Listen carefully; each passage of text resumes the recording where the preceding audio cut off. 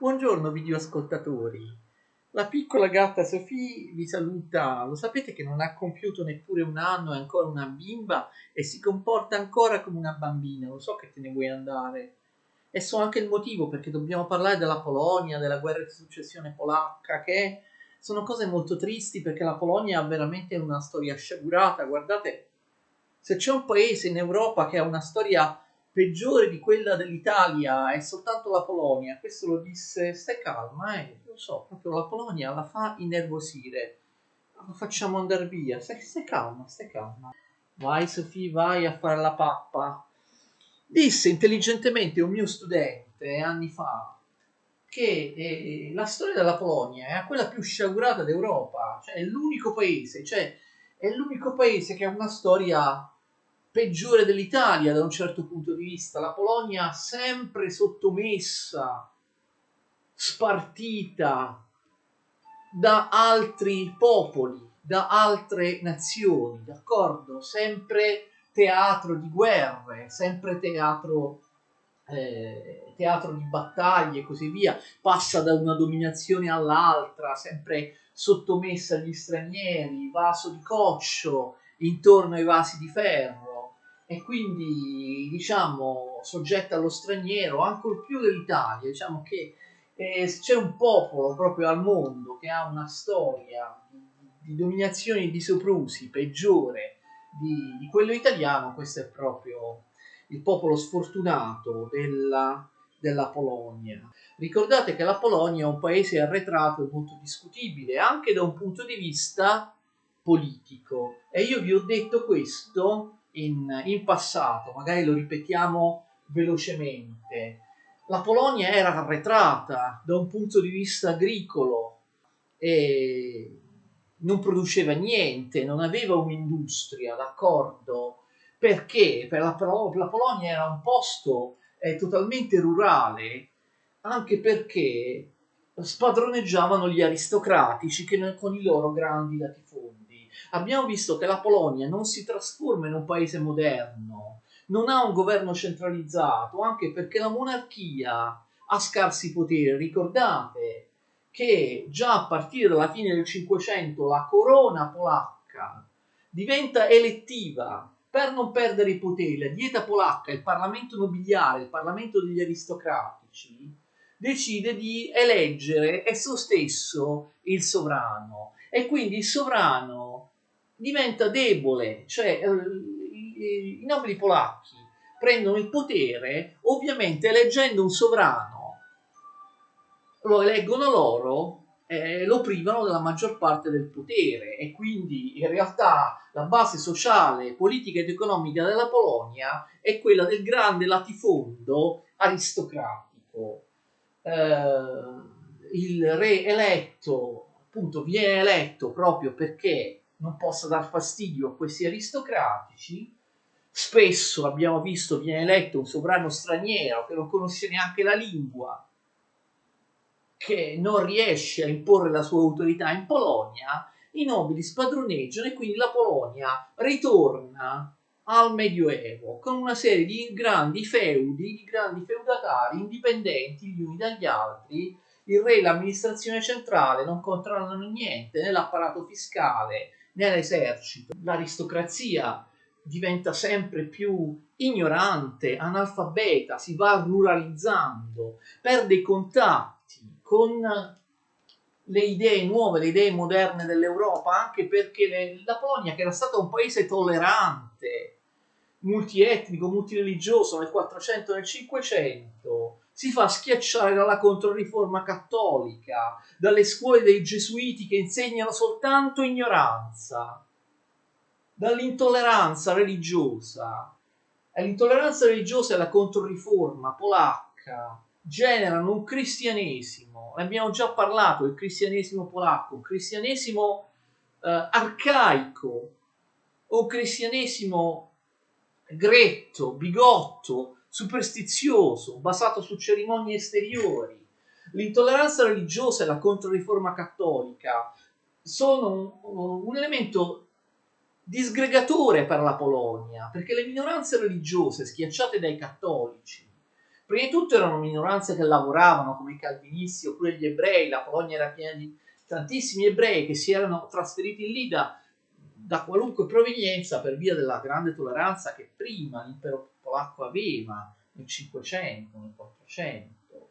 Ma la Polonia aveva, attenzione, i tedeschi luterani nei suoi confini, nei propri confini, in Prussia occidentale, ma anche in tutte le città del Mar Baltico, per esempio in Lituania, che apparteneva alla Polonia. Ovviamente questi tedeschi protestanti luterani tendevano alla secessione, tendevano a unirsi agli stati tedeschi, in particolare al Brandeburgo-Prussia che diventa sempre più potente, mentre dall'altra parte del regno, nella parte orientale, vi erano gli ortodossi dell'Ucraina. La Polonia possedeva metà Ucraina e Bielorussia, l'altra metà la possedeva la Russia. È chiaro che gli ortodossi, subendo la Controriforma cattolica, anelano di riunirsi alla Russia. Quindi la Controriforma è anche un fattore, un elemento centrifugo, un fattore di disgregazione, di secessione da parte di queste nazionalità e di queste religioni non polacche e non cattoliche, d'accordo? Alla fine del 600, dopo aver eletto diversi re stranieri della dinastia svedese dei Vasa, finalmente la dieta polacca, la dieta dei nobili, si decide ad eleggere Jan Sobieski, un re nazionale. Jan Sobieski, che peraltro, già anziano, si comporta veramente bene. Vi ricordate che Jan Sobieski negli anni 80, all'inizio degli anni 80 del 600, riesce a difendere la Polonia dall'invasione degli ottomani e poi, importantissimo, nel 1683, ne abbiamo parlato ampiamente in una lezione passata, Jan Sobieski aiuta in maniera decisiva Leopoldo I a spezzare l'assedio di Vienna da parte dei turchi ottomani. Vienna stava per cadere di fronte all'assedio dei turchi ottomani, interviene Jan Sobieski, salva Vienna, forse salva proprio tutta la cristianità europea. Jan Sobieski, molto popolare, già anziano, prega in tutti i modi la dieta polacca, il Parlamento nobiliare, affinché trasformi la Polonia in una monarchia ereditaria con un re forte, accettando la successione di suo figlio e l'instaurazione di una dinastia ereditaria. Con la monarchia elettiva e lo strapotere degli aristocratici, la Polonia si stava suicidando. La Polonia era l'ultima monarchia elettiva che era rimasta in Europa, perché le altre due monarchie elettive tipicamente orientali, Boemia e Ungheria, guarda caso, erano finite sotto l'invasione degli stranieri. La Boemia era stata inglobata dall'Austria, l'Ungheria ancora prima era stata divisa tra austriaci e ottomani, poi come abbiamo visto all'inizio, fine del 600, viene recuperata dagli austriaci che recuperano tutta l'Ungheria dagli ottomani.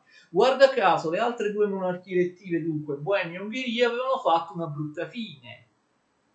E la Polonia si ostina a essere una monarchia elettiva. L'unica altra entità politica che era una monarchia elettiva era l'impero germanico, il Sacro Romano Impero Germanico. Infatti l'imperatore non contava niente, proprio perché veniva eletto, no? Vi ricordate?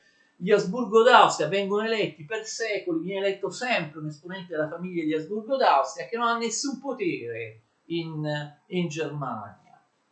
E se non si voleva proprio un sovrano assoluto, un sovrano dinastico, si poteva pensare ad una repubblica. Molti pensano ad una repubblica, ma ad una repubblica moderna. E invece la Polonia si trova proprio come nel Medioevo, con il potere anche militare dei signorotti feudali. Jan Sobieski muore nel 1697 e la dieta polacca elegge l'ennesimo re straniero, d'accordo? Augusto II di Sassonia, ne abbiamo già parlato. Ricordate la Grande Guerra del Nord? Perde provvisoriamente il trono nel 1704 quando, sicuramente vi ricordate, la Polonia viene invasa dall'esercito svedese di Carlo XII che mette al suo posto, ricordate chi? Stanislao Lezinski. Stanislao Lezinski, mentre Augusto II era un fantoccio della Russia ed era gradito anche ai tedeschi e agli austriaci, era un re filorusso. D'altra parte era tedesco, era gradito anche agli austriaci e ai tedeschi, l'Austria era da sempre alleata con la Russia. Invece Stanislao Lezinski era un re ovviamente compiacente con Carlo XII, re di Svezia, che aveva sconfitto e invaso la Polonia. Era un re anti-russo e anti-tedesco.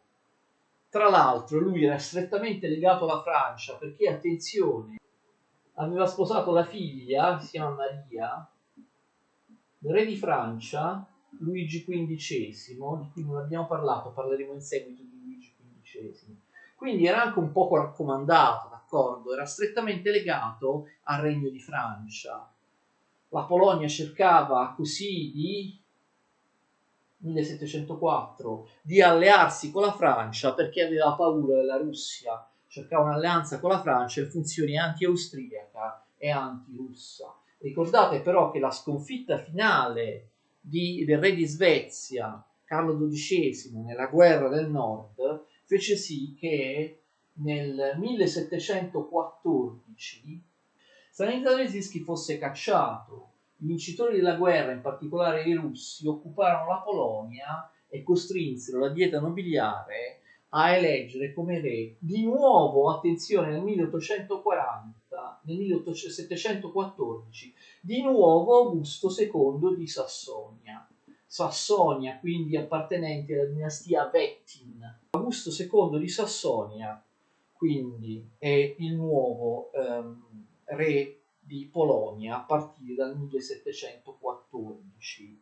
Vi resterà fino al 1733 senza riuscire a guadagnare alcun potere reale, senza riuscire in alcun modo a bloccare la decadenza, il declino della Polonia, paese arretrato, paese rurale, paese feudale. Nel 1733, attenzione, Augusto di Sassonia muore e si pone il problema della successione. La dieta polacca, che vuole sempre più l'alleanza con la Francia, vuole liberarsi dalla sudditanza russa, elegge, attenzione, scrivo uno, per la seconda volta, sempre lui, Stanislao Lezinski, candidato quindi francese, antirusso. La Russia non può accettare questo. Che cosa fa? Invade la Polonia e costringe la dieta nobiliare a deporre, a togliere il potere a Stanislao Lezinski e a eleggere il figlio del defunto Augusto II di Sassonia, cioè Augusto III di Sassonia. Prima è stato eletto Stanislao Lezinski, candidato francese, poi è stato eletto Augusto III, candidato russo. Vedete, la Russia invade la Polonia e costringe i nobili a eleggere Augusto III al posto di Stanislao Lezinski. Vedete che la Polonia è uno stato ridicolo, uno stato fantoccio della Russia che l'esercito russo può invadere a piacimento. La Francia non ci sta e scoppia la guerra, d'accordo? È proprio la guerra di successione polacca. La guerra quindi contrappone da una parte la Francia, che è a favore di uno dei candidati alla successione, attenzione, dall'altra la Russia, che sostiene l'altro candidato alla successione. Voi direte, ma è un po' strano, la guerra è solo tra Francia e Russia, che sono molto distanti tra loro. Riguarda soltanto il problema di chi sarà il prossimo re di Polonia? No, attenzione.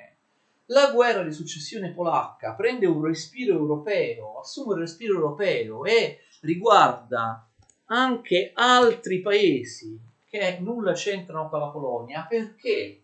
Perché in guerra con la Francia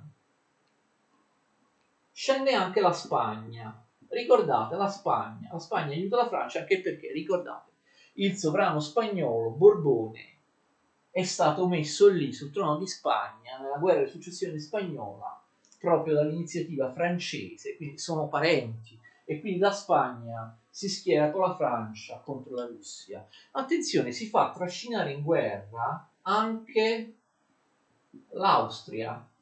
L'Austria non solo è amica della Sassonia e quindi sostiene il candidato, lo stesso candidato della Russia, Augusto III di Sassonia. Dovete ricordare che però che Austria e Russia erano strettamente alleate, quindi per amicizia con la Russia l'Austria scende in guerra insieme alla Russia. Ricordate che Austria e Russia stavano combattendo insieme contro l'impero ottomano, d'accordo? E ricordate che di fatto gli austriaci si presero un sacco di territori dall'impero ottomano, anche se, come vi ho detto prima, a sconfiggere gli ottomani all'assedio di Vienna nel 1683 era stato il polacco Jan Sobieski, che vi ho detto prima. Non solo a Jan Sobieski non venne data la monarchia ereditaria, non fu accettata la successione del figlio e la trasformazione della monarchia in monarchia forte ereditaria. A Jan Sobieski, avrei dovuto dirlo prima, la dieta polacca non diede neanche i finanziamenti per insistere contro gli ottomani che ormai erano in crisi. Per cui lui aveva salvato Vienna, però il seguito della guerra diede territori ottomani quasi soltanto all'Austria, mentre la Polonia occupò un territorio piccolo piccolo. L'Austria si prese metà dei Balcani. Perché Jan Sobieski? No, perché sennò poteva diventare troppo potente, poteva diventare un re che oscurava il potere degli aristocratici. Il Parlamento degli aristocratici non gli aveva dato i finanziamenti. Ho dimenticato di dire che la dieta polacca, oltre a togliere moltissimi poteri al re, limitare i poteri del re, si era autolimitata da sola nel 1652 e aveva preso una decisione molto molto discutibile, quella del liberum veto. Significava che qualunque membro della dieta aristocratica poteva porre il veto, anche 1 su 200, su qualunque decisione. Cioè tutte le decisioni della dieta polacca dovevano passare all'unanimità. Bastava che uno si opponesse, esercitasse il liberum veto e la dieta non poteva decidere niente. Così la Polonia diventa un paese completamente paralizzato. Tra la seconda metà del 600 e l'inizio dell'Ottocento, su 27 diete, 27 riunioni del Parlamento polacco, soltanto in 2 si arriva a delle decisioni. In tutti gli altri casi c'è qualcuno che pone il veto. Questo, insomma, è una specie di suicidio. Allora, fate attenzione a questi schieramenti in guerra.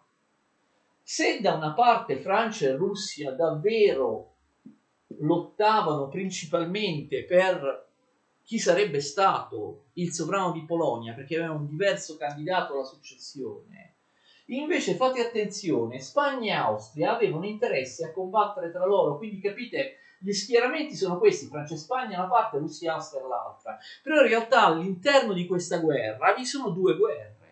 Vi è una guerra per stabilire chi sarà il re di Polonia tra Francia e Russia, ma vi è un'altra guerra, attenzione, tra Spagna e Austria, che non si combatte affatto in Polonia, ma si combatte in Italia, che è l'altro territorio classicamente destinato a essere terra di conquista per lo straniero e campo di battaglia in cui si inseguono eserciti stranieri, l'Italia così come la Polonia. Infatti la Spagna, forse l'avete già capito, cerca, dopo non esserci riuscita con Giulio Alberoni, ve lo ricordate, una nuova rivincita nei confronti della sconfitta della guerra di successione spagnola. Riprendersi il regno di Napoli e il regno di Sicilia, che ricordate, dopo la guerra di successione spagnola e dopo l'appendice della guerra, regno di Napoli e regno di Sicilia erano diventati austriaci, d'accordo? Erano diventate possesso dell'Austria, questo sin dalla pace di Rastatt nel 1714. Napoli e Sicilia erano dell'Austria dal 1714. Prima erano state per 2 secoli della Spagna, la Spagna vuole riprendersi il nostro sud. E quindi tra Spagna e Austria si combatte nel meridione d'Italia in un posto che apparentemente non c'entra niente con la Polonia e con la successione polacca. Quindi capite, l'interesse di questa guerra è anche qualcosa che nulla c'entra con la Polonia. La Polonia poi è una situazione difficile anche perché durante la guerra di successione spagnola aveva dovuto subire una carestia terribile e anche un'epidemia di peste che uccise moltissimi polacchi dal 1709 al 1713. Quindi era uscita anche stremata, come dire, dalla guerra. Ho detto guerra di successione spagnola, volevo dire ovviamente la grande guerra del nord. Che succede? Per quanto riguarda la prima parte della guerra, la Russia occupa facilmente il territorio polacco, la Francia che è lontana non può fare assolutamente niente e quindi viene imposto il candidato russo alla successione Augusto III di Sassonia. Per quanto riguarda invece la guerra dell'Austria e della Spagna in Italia meridionale, questa si conclude con la battaglia di Bitonto. So, sembra un po' strano, come una guerra che si chiama guerra di successione polacca si conclude con una battaglia combattuta a Bitonto. Per i motivi che vi ho detto prima, non dovrebbe suonare più strano. Chi vince? Vincono gli spagnoli, che quindi si prendono una rivincita rispetto alle guerre precedenti sugli austriaci. Carlo, il figlio maggiore del re di Spagna Filippo V, vi ricordate Filippo V di Borbone, conduce personalmente i suoi uomini alla vittoria, il suo esercito alla vittoria. La battaglia decisiva è la battaglia di Bitonto e quindi la Spagna si impossessa dell'Italia meridionale. Attenzione, poi ci sono le solite trattative di pace piuttosto complicate, la battaglia di Bitonto del 1734, la pace definitiva della guerra è del 1738 e la pace di Vienna. Io ho insegnato a Bitonto nel liceo scientifico. Ovviamente tutti i miei studenti sapevano della battaglia di Bitonto, perché essendo vissuti a Bitonto, ovviamente tutti gliel'avevano raccontato.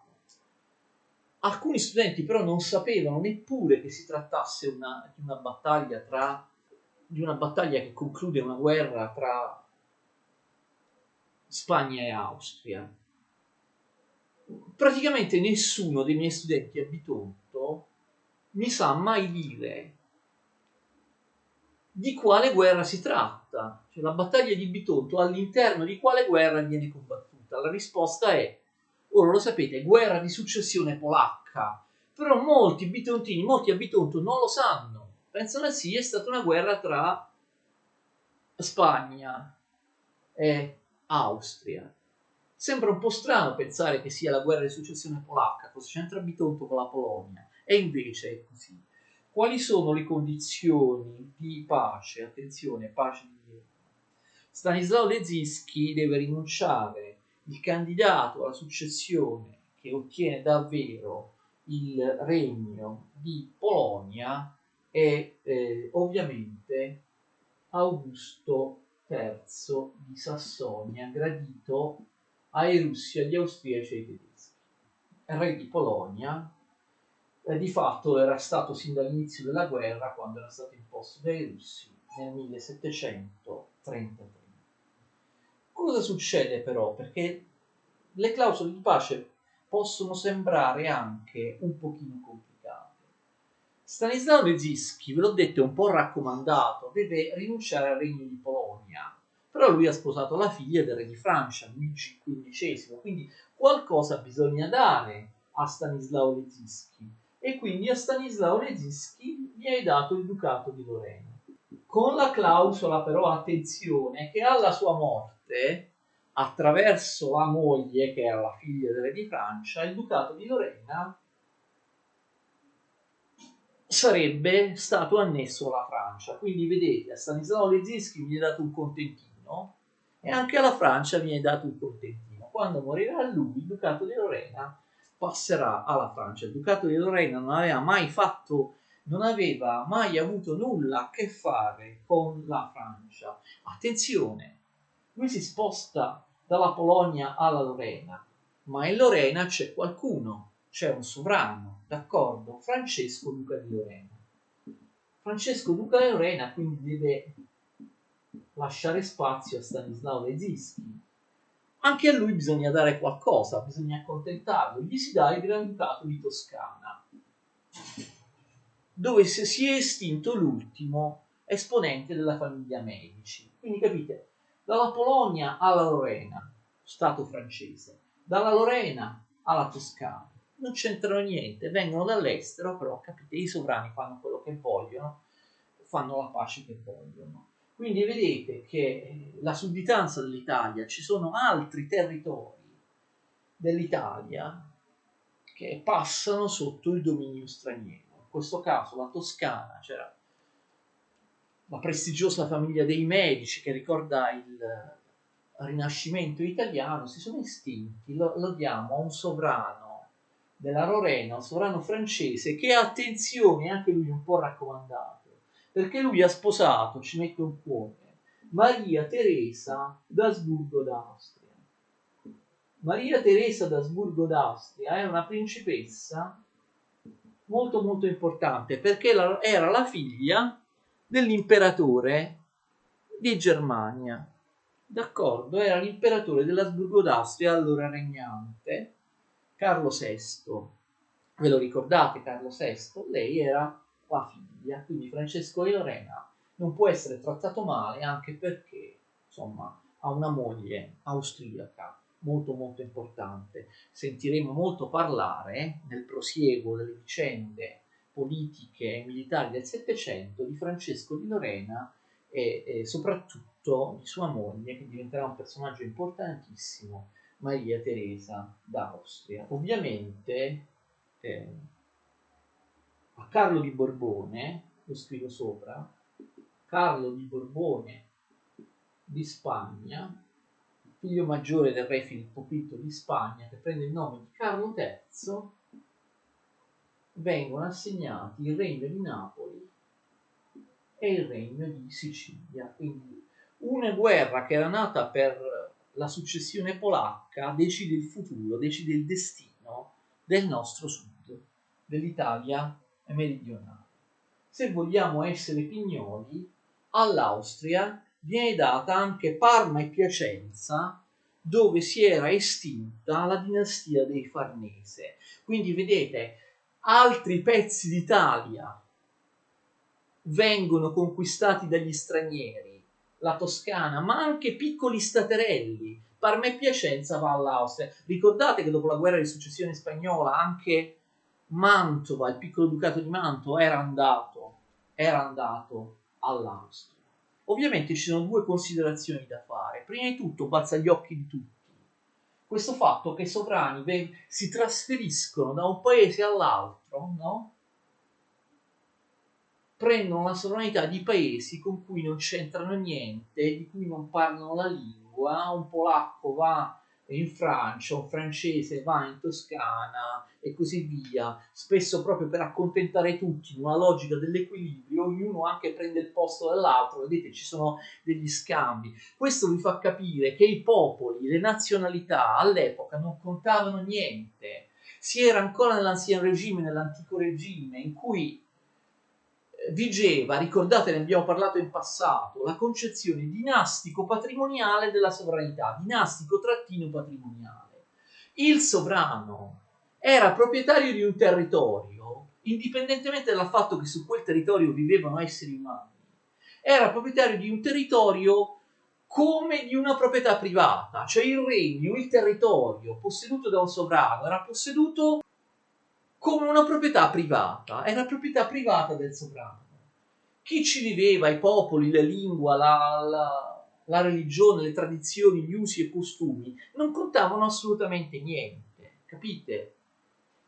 L'idea di nazione, il nazionalismo, l'idea che un popolo che è un'unità, che ha sempre abitato la stessa terra, oppure ha la stessa lingua, gli stessi usi e costumi, le stesse tradizioni, un popolo debba essere proprietario esso di un territorio, questa concezione non c'era, se c'era era assolutamente minoritaria e comunque assolutamente non veniva seguita. Non esisteva l'idea di popolo, l'idea di nazione, l'idea no, che ogni entità politica dovesse in qualche modo corrispondere a un popolo che aveva delle caratteristiche tali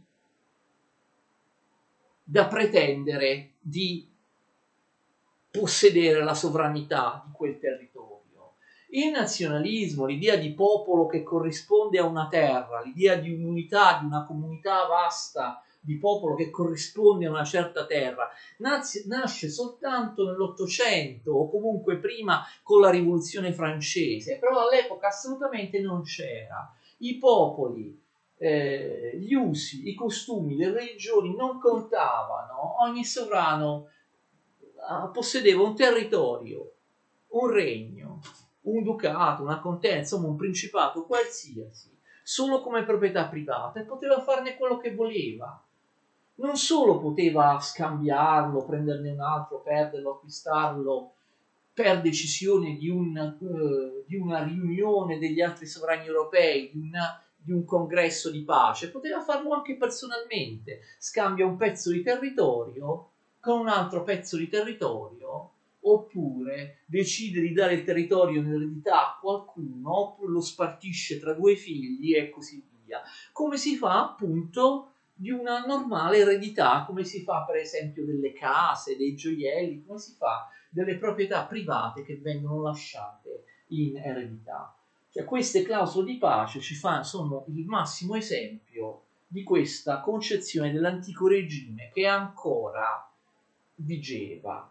E poi un'ultima cosa, le ultime parole dobbiamo spenderle per l'Italia. Abbiamo visto l'Italia sempre più spezzettata e data in pasto pian piano ai dominatori stranieri.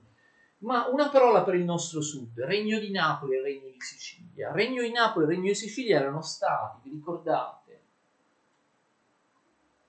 per 2 secoli una colonia spagnola, erano stati domini spagnoli, poi erano stati domini austriaci, abbiamo visto dal 1714, conclusione della guerra di successione spagnola, fino al 1738, conclusione della guerra di successione polacca. Gli austriaci avevano posseduto Napoli, cioè tutto il meridione d'Italia, compreso l'Abruzzo, si arrivava fino ad Abruzzo, e la Sicilia in questo periodo, 1714-1738. Prima la Spagna e poi l'Austria avevano posseduto il Regno di Napoli e il Regno di Sicilia come delle colonie, d'accordo? Non erano dei regni autonomi. Invece adesso la novità è che, attenzione, voi direte, la Spagna si è presa Napoli e la Sicilia. Non è così. Carlo III di Borbone, per non far diventare troppo potente la Spagna, cosa decidono le altre potenze? Che Carlo III di Borbone deve diventare re di Napoli, c'è un re autonomo da suo padre, capite? La Spagna è la Spagna. Carlo III, figlio del re di Spagna, fonda una dinastia autonoma separata da quella dei Borboni di Spagna, che è il regno di Napoli e la Sicilia, che quindi diventa autonomo con una capitale, Napoli, d'accordo? Quindi non è che Carlo III di Borbone conquista conquista Napoli e la Sicilia per suo padre, si costituisce un ramo collaterale della dinastia borbonica spagnola che ha il regno di Napoli e la Sicilia come stato autonomo con capitale Napoli, capite? Borboni re di Spagna e poi Borboni re di Napoli, due dinastie, due stati, due regni separati. Questo è molto importante perché dopo più di 2 secoli, era solo una colonia, un territorio di un altro paese, il nostro sud, Napoli capitale, ridiventa uno stato autonomo. Sì, c'è un sovrano straniero, però poi i suoi figli, i suoi nipoti diventeranno napoletani, diventeranno italiani a tutti gli effetti. Ora, io vi lascio con una domanda, con una riflessione, con un dubbio. Molti dicono, che bello, Napoli è ridiventata una capitale europea, l'Italia meridionale, il Regno di Napoli e la Sicilia sono uno Stato come gli altri Stati europei. Abbiamo recuperato l'indipendenza con Carlo III di Borbone che diventa re di Napoli. Sì, è vero. Il Sud Italia ha recuperato l'indipendenza, diventa uno Stato indipendente da più di 2 secoli che non lo era. Mentre prima è una colonia, diciamo, austriaca.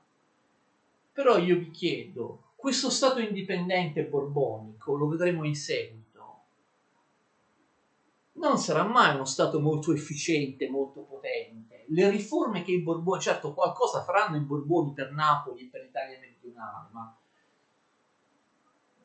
in realtà sarà una dinastia non molto efficace, non riuscirà a modernizzare il nostro sud, il meridione d'Italia. Quindi sì, è bello, siamo uno Stato autonomo sotto uno della dinastia borbonica, così, ma lui e i suoi successori non trasformeranno il meridione d'Italia o la Sicilia in uno Stato moderno. Vedremo che le riforme illuministiche di tanti sovrani, le cosiddette riforme del dispotismo illuminato, che vennero fatte in tutta Europa, in Italia non si fecero, non si fece quasi niente. L'Italia non venne modernizzata. E se invece di essere uno Stato autonomo ci fosse convenuto restare sotto gli austriaci, che eravamo una colonia degli austriaci, invece adesso siamo uno Stato autonomo, Carlo III di Borbone, i Borboni, e l'Italia meridionale indipendente. Sì, l'Italia meridionale indipendente, però con una dinastia che non farà nessuna riforma decente. E Napoli e la Sicilia resteranno posti molto arretrati. Non sarebbe stato meglio, in maniera del tutto antipatriottica, restare una colonia degli austriaci, restare un possedimento degli austriaci e magari godere delle ottime riforme o dell'ottima amministrazione austriaca che modernizzò la Lombardia. La Lombardia rimase un territorio austriaco nel Settecento. Alla fine del Settecento furono fatte straordinarie riforme in Lombardia da parte dei sovrani austriaci. Se la Lombardia avesse continuato a possedere Napoli e la Sicilia, magari l'efficienza della burocrazia austriaca, le sue riforme illuministiche, l'Austria avrebbe potuto farle anche a Napoli. Invece Napoli è stato indipendente sotto i Borboni, eccetera, ma le riforme illuministiche non furono fatte. Quindi io vi lascio con questo interrogativo, con questa riflessione a cui potete rispondere, magari su cui potete commentare appunto negli appositi commenti. E la prossima volta dobbiamo parlare del composito multietnico, multiculturale, complesso impero degli Asburgo d'Austria e della relativa guerra di successione austriaca. La terza guerra di successione in pochi decenni, dopo la guerra di successione spagnola, dopo la guerra di successione polacca, la guerra di successione austriaca. La prossima volta, arrivederci.